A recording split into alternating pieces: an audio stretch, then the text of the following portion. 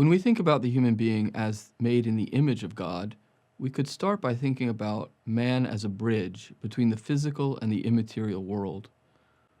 On the one hand, the human being is an animal, a physical living being with sensation, imagination, emotions, and sense memories. On the other hand, the human being is a spiritual person with a soul that has uniquely immaterial powers or faculties, the intellect and the will. Characteristics of our life that reflect these two spiritual powers are found in things like conceptual thought and reasoning, free decision-making and moral responsibility, the capacity to know and love God and to pray. All of these things reflect our spiritual nature.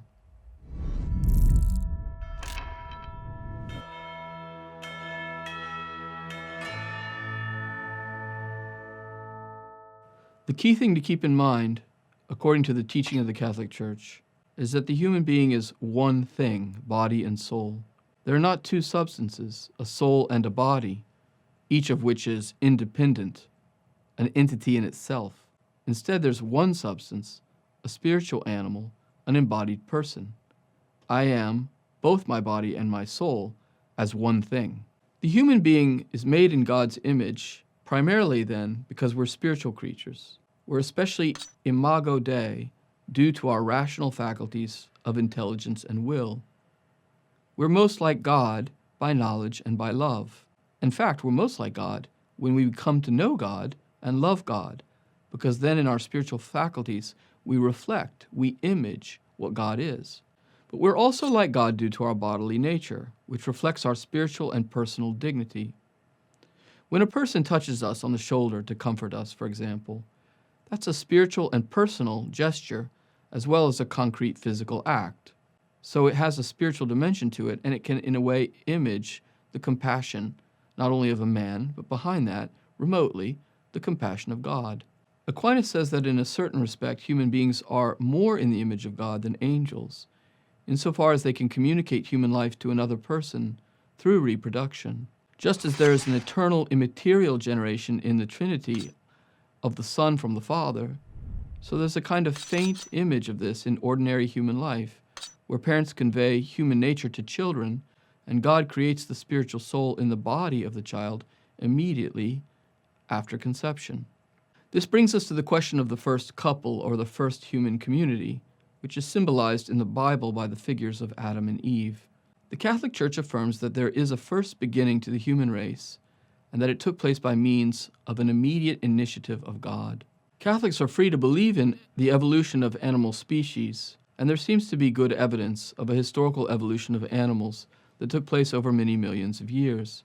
But there's also something decisively new that takes place when God creates the first human beings.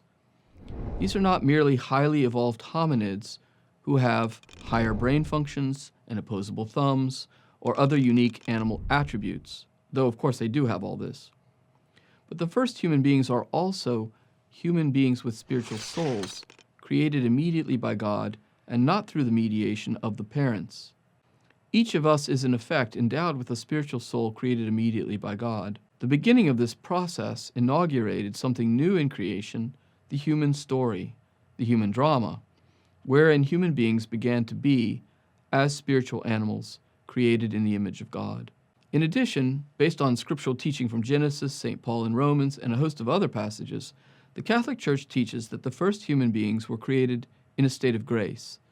That is to say, Adam and Eve were created with faith, hope, and love, grace given to their spiritual faculties, by which they had an elevated knowledge and love of God that was supernatural in kind. They were given this in view of a potential life of friendship with God, which, had they not sinned, would eventually have been confirmed in beatitude, the vision of God, and the glorification of their physical life as well. Aquinas argues that the first human beings were subject to God in their reason by virtue of this supernatural grace of the knowledge and love of God. In addition, they enjoyed a special privilege that we no longer have, of having their sensate emotional life fully subject to reason, and their human bodies completely subject to their souls. That is to say, in the state of original justice, not only were the first human beings friends with God, they also experienced a deep integration of their passions and emotions and instincts with their spiritual life. They also were promised freedom from corruption and death as a dimension of this primal covenant that they had with God. This protection from death was not due to a natural immortality. The human body is naturally capable of mortality in virtue of its innate principles as an animal body. But God elevated the first human beings into a state wherein their body would have been protected and conformed to their spiritual immaterial souls in such a way as to be preserved from death had they not sinned. So in losing grace, Adam and Eve also lost the grace or primeval gift that preserved man from death and that subjected the passions to reason and reason to God.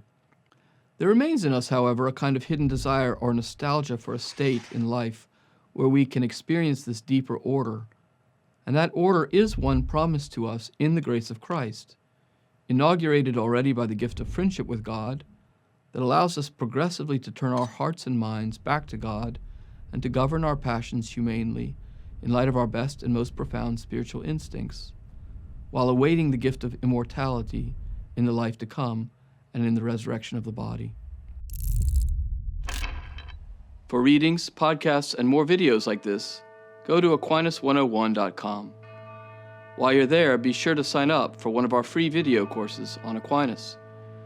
And don't forget to like and share with your friends, because it matters what you think.